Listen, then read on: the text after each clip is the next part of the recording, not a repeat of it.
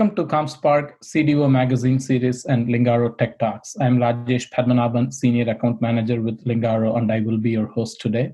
I'm pleased to welcome our guest, Angela MacArthur, SVP Data and IT Shared Services at CareSource. Welcome, Angela, and thanks for being on. Hi, Rajesh. Thanks for having me. You're very welcome. So for the audience, CareSource is headquartered in Dayton, and it provides quality healthcare coverage for Medicaid consumers. In addition to that, CareSource also offers insurance plans on the healthcare insurance marketplace, serves more than 1.9 million customers, and has a pretty strong workforce of about 4,200 people. So, Angela, good speaking with you again after our ComSpark panel. I remember you mentioned in one of our earlier conversations while we were going through the panel discussions that you relocated from Dayton to Dayton from California recently. It's not a small move. I would even call this a big move. So maybe can you start by knowing a little bit more about yourself and what brought you to the world of data and analytics? Yeah, I did. I recently moved from Dayton, from San Francisco Bay Area.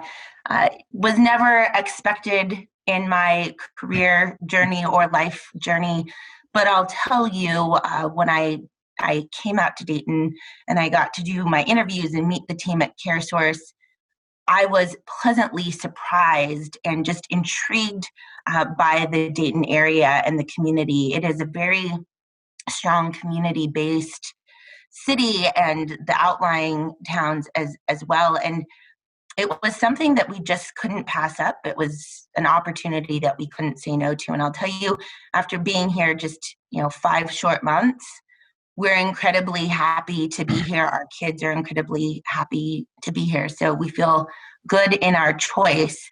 My career background, I grew up in technology. I started my career at software tech-centric organizations, and then later moved to other industries like financial services and healthcare.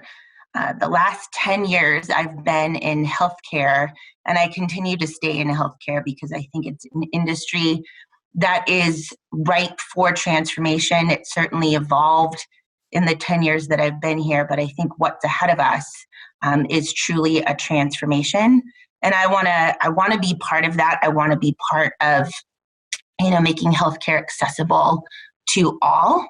And I believe that data is foundational and cornerstone in enabling that transformation in the healthcare industry. Yeah, I fully agree with you. I've been a Cincinnati resident for more than 22 years right now, and I love this place, Midwest, one of the best. So I completely agree with you on that part. And you mentioned that you have 10 years, so you have an extensive experience in the healthcare industry. So how do you see the industry evolve in the last 10 years or so that you have been in this field, and how data and analytics has helped you to shape the industry?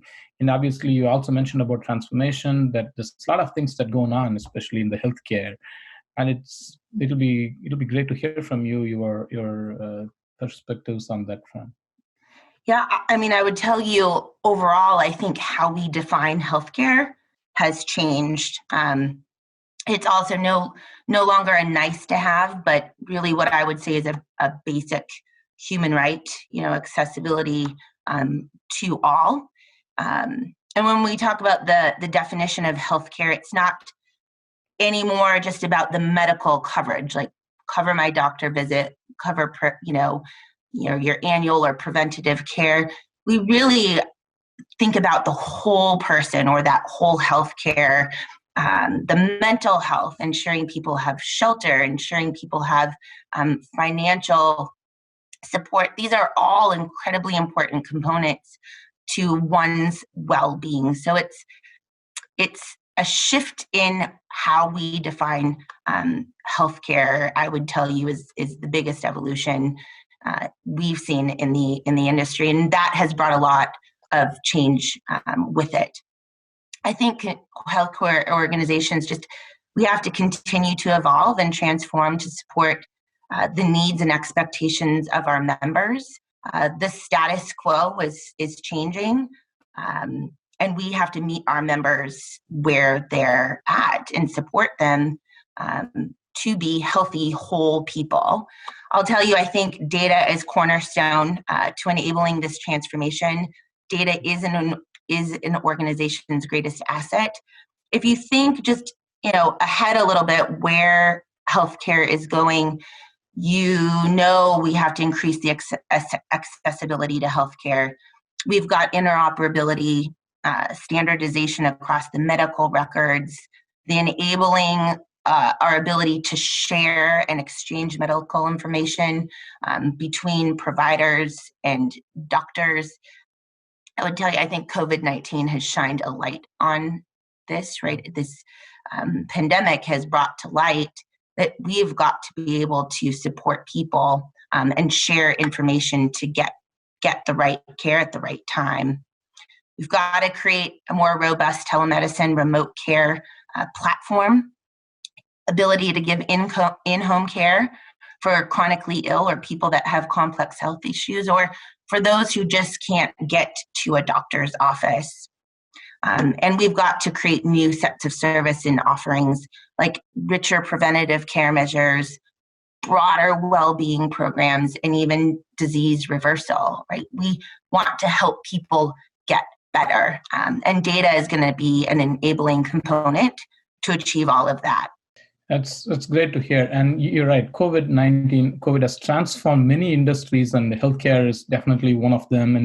I do get email communications from my doctor's office about, hey, now you have the new option. You have the at-home video healthcare. If you don't want to come, the doctor can consult with you through a Zoom or whatever, right? So those are true innovations, because if someone has some pre-existing conditions, if they don't want to go to a doctor's office, that's great. If you have a cold or cough, if the doctor can, diagnose through a video call. So yeah, this transformation is it's great.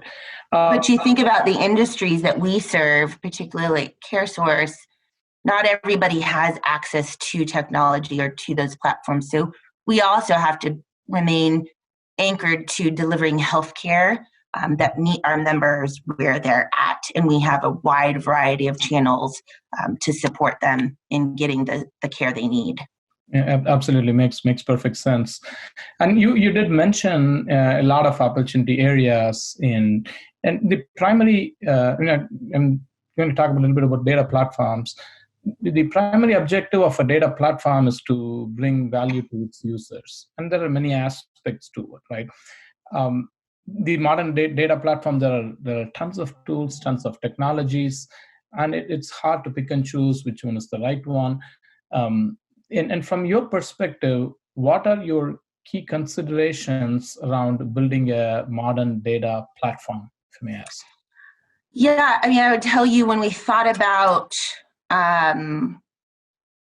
making the decision, is it the right time to build a modern data platform, it was really looking at where the organization was going, and it was determined to enable achieving those big, audacious goals. Now was the right time to build and extend our modern data platform. When we thought about the considerations around the solution and what that ought to be, tell you, we ensured that we're anchored to business outcomes first and foremost. It is a large investment for the organization, both monetarily and culturally. It is a change that will affect in the organization. And when you add something new in to the ecosystem, change a tool, make any degree of change, there is also a sense of loss you have to take into account. And so when we make these kinds of big investments, it's not just about laying down new technology for technology's sake. It has really got to be anchored to what are the business outcomes you need to achieve, both near term, but longer term, so that you're not continuously going back and making these large scale investments, but rather you can invest in a more incremental way over time. Scalability was also a key consideration. How do we reduce the silos, reduce the redundant efforts across the different parts of the organizations, while we're able to then standardize data and increase the trust in decision making. We wanted to build a solution that creates a competitive advantage. So to enable our advanced analytics and really make that a differentiator for us in the industry. We want to resolve and mitigate risk, regulatory compliance risk in the organization, and then demonstrate our agility and ability to change business needs. This goes back to what we were just talking about, where healthcare as an industry is evolving. We've got to be able to enable that, and knowing who our customers are and how to support them is what's going to allow us to have the agility to adapt to those business outcomes. Yeah, I mean, what you said fully resonates with something that I heard from one other person that I was talking to, that they invested heavily on a on-prem platform a few years back, not too long ago, right? 3, 4, 5 years back, and now they are looking at completely replacing that and going to cloud because of performance considerations, the volume of data. Things are changing so rapidly. It makes things very difficult. I want to talk a little bit about data as such, right? So you mentioned that data is an asset. It's very true. Data is an asset when it is transformed into information, right? That facilitates actionable insights. And the users in an organization obviously will not use the data if the quality does not meet their requirements and jeopardizes their ability to make decisions. How do you use data in your organization to drive value consistently? Oh, gosh. When you think about how we use data in our organization, I would tell you, I think it's really two categories of where the benefits come from. I think there's a category of core benefits, right? Financial savings and or new revenue, the enablement of strategy, things like we've talked about, strategic partnerships, growth, new or enhanced services and capabilities for our members and for our providers, assurance of regulatory controls and reduction of risk. And the second category is really value realized through use cases, or another way to say it is business capability delivery. So we create a golden copy of data. It's that single source of truth that then enables the advanced analytics, creates simplified and standardized reporting, both operational and regulatory, and enablement of things like data operational workflows, like sharing or consuming data from third-party or vendors. With data, you can do a lot, and you just have to kind of unleash the power behind it. Absolutely. I mean, you're absolutely right. There is so much that you could do with data if it is consumed the right way. That's a nice segue into my next question, right? And I remember that you are a big proponent of data governance. It's extremely important. It's not just that I spoke to another client yesterday, and then they were also saying the same thing. Okay, hey, I want to create a data lake very quickly, but I want to do it with the right kind of data governance and quality, frameworks around it. So it's extremely important. So can you talk to us about why it's important for you, and if you have to pick one area under data governance that has that most priority, what would that be? I mean, I know from healthcare standpoint, you have HIPAA, data privacy, data security, a bunch of them. But if you could pick one that would be of utmost importance, if you can, then we would like to hear. Gosh, I mean, I would tell you, like we've talked about, if we view data as one of the most important assets an organization has, it's important that you ensure it's governed and it's accessible, and it's quality. So at its core, data governance really leads to improved data quality, decreased data management costs because you're consolidating it, you're creating that single source of truth, and increased access and reliability for all stakeholders across the business. I think and believe data governance is foundational and imperative to advance any data strategy, both evolve and enhance your current platform, as well as enable a future state like our modern data platform.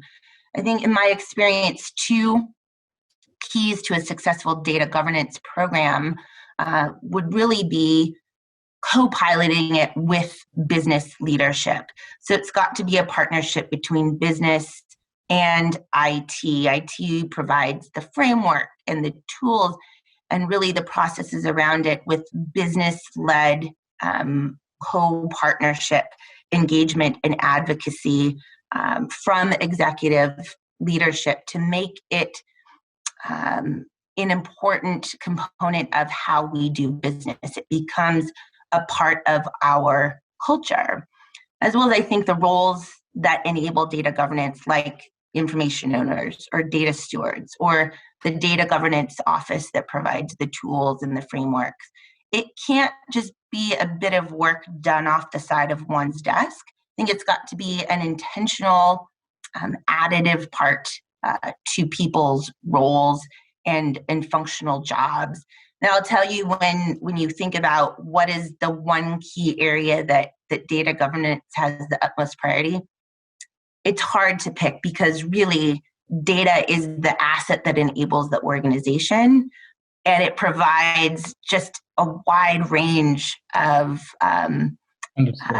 support and enablement. It would be hard for me to pick the top priority, but if I had to choose, I think it would enable the advanced analytics that'll let us be better stewards to our members, look at things proactively versus reactively. Okay, thank you. And once again, it's a nice segue, because I was going to talk about the business IT collaboration, and you said it clearly why it is so important, right? But then on the other side of things, businesses, they come with various needs. They have a lot of needs and expectations and demands. But from an IT standpoint, your team probably, I'm assuming you have a fixed capacity to deliver. So how do you balance and prioritize the business demand versus the IT capacity, so that keep the business users happy as well, at the same time delivering what is of utmost importance for the organization? Yeah, I think one important thing is that really we have to shift away from the division of business and IT. It takes the whole collective to get things done, right? We all bring to bear a very different skill set and expertise, and one can't do it without the other. So to me, it's an important cultural and mindset shift to create that collective.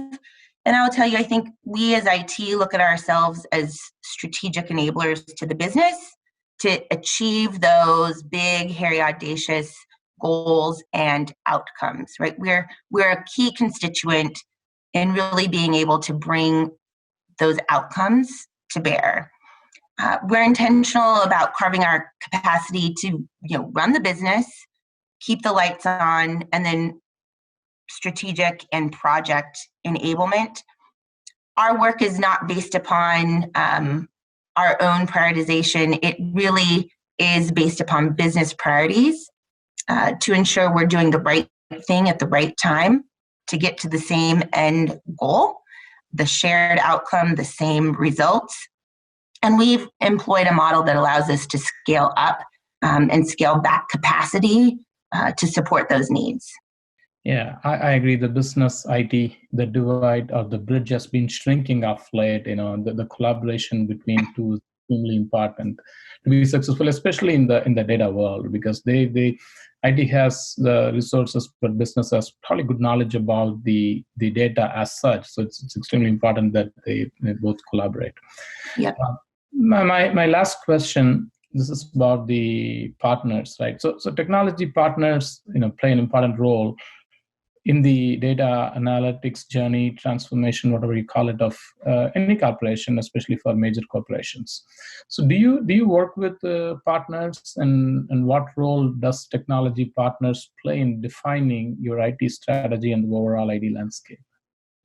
Yeah, I think the simple answer is yes. We work with partners, and we tap into partners in a couple of ways.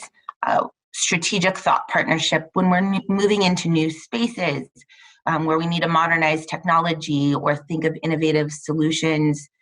It's about tapping into those other thought partners that can bring different experiences from broader bits of the industry or outside the healthcare industry so that we create the best solution to achieve those business outcomes, as well as we work with partners as additive capacity, right? It's either bringing in some niche skills as we're laying down new technology or new platforms.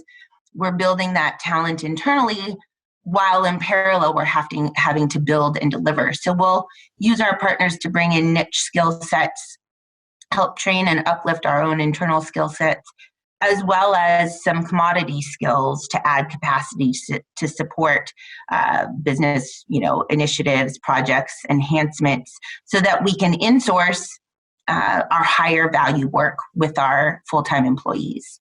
That makes perfect sense.